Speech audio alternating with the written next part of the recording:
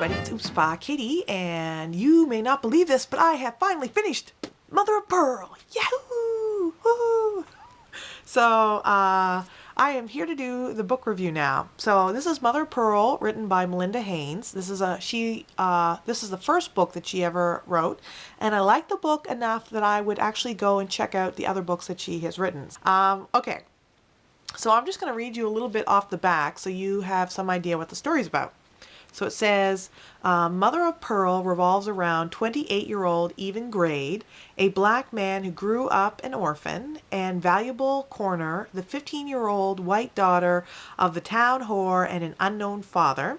Both are passionately determined to discover the precious things neither experienced as children: human connection, enduring commitment, and above all, unconditional love.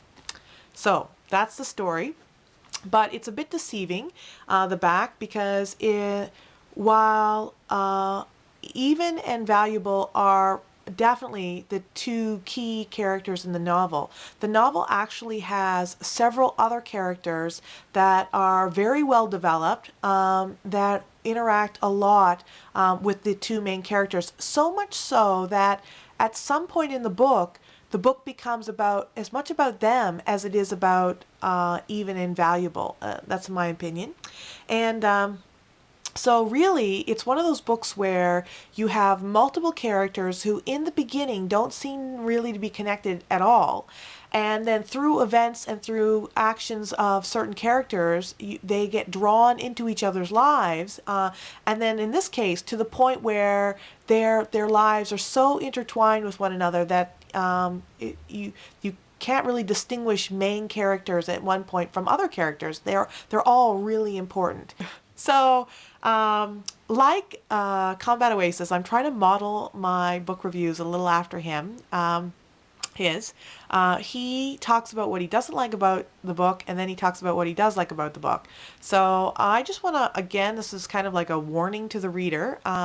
You may find a couple things annoying about the book. And first off, you might find it hard to get into the first few pages of the book. Her writing style is a little bit different than mainstream writing novel style.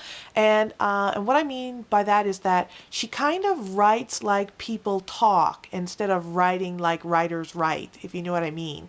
And so because she kind of writes like people talk and think, and Southern people talk and think, there's sort of like a rhythm to her writing.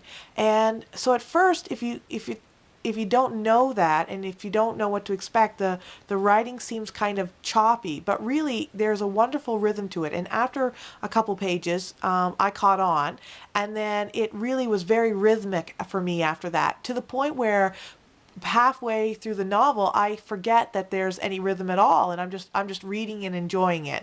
So hopefully that'll be your experience too if you pick this up. Another thing that you might find a bit annoying, and I'm looking at my little sheet, is that it's a point that Jim, Combat Oasis, also brought up in his book review, is that the author switches from, most of the book is written in third person, but she does switch to first person all of a sudden and without warning, in many cases throughout the entire novel from front to back. And at first, again, that is something that is kind of like, it's annoying because it kind of disrupts the flow that you're in. And so you kind of, sometimes you have to reread what you just read to, like, what? Who's the I here? Like, who's feeling this? Is the author feeling this? What character is feeling this? Yeah, so it's a little bit confusing. But again, as you get on with the book, you get kind of accustomed to this. And so at some point, you don't notice it so much. It's still slightly noticeable, but not quite so bad. So I think that those are the two things that you might find annoying about the book.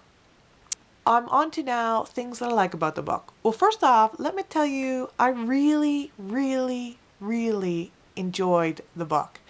I know I complain about it's taken me forever to read it, but that's not a problem with the book. That's my problem.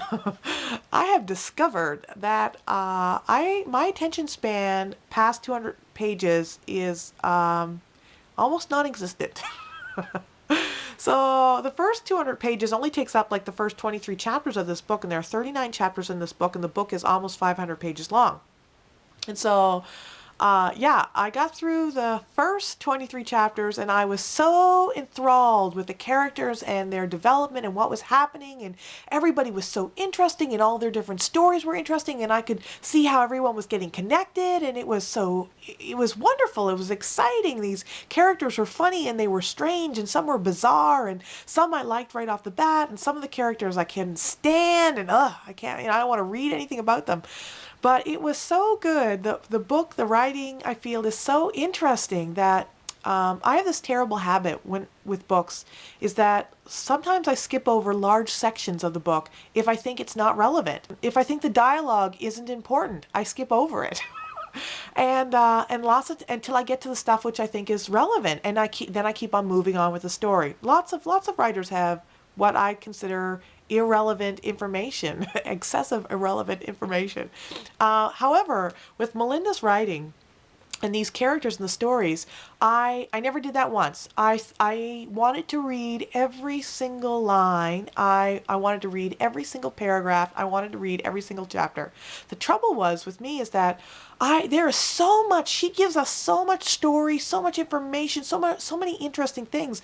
But that by chapter 23, I was so full of each character's story. I wanted to know the end. I wanted to know what happened to them. And I couldn't believe I had all those chapters left to read before I could figure it out. And this book is just littered with all kinds of funny and colorful statements that made me laugh right out loud. Like totally made me laugh right out loud. Sometimes so much that I had to put my finger in the book so I could keep my place, right? Because I totally had a little chuckle fest. And there are some sad events in the book that did make me cry, did weep tears, honestly. But the ending is not without redemption, right? And so the ending is not without hope. And so I felt that overall it's a really good book. It's a good read. Wonderful characters, interesting story, and I really enjoyed it. So that's my book review of Mother of Pearl, and I hope you'll check it out. And I'll chat with you guys later. You're just Bye. too marvelous for words, like glorious, glamorous, and that old standby amorous. It's all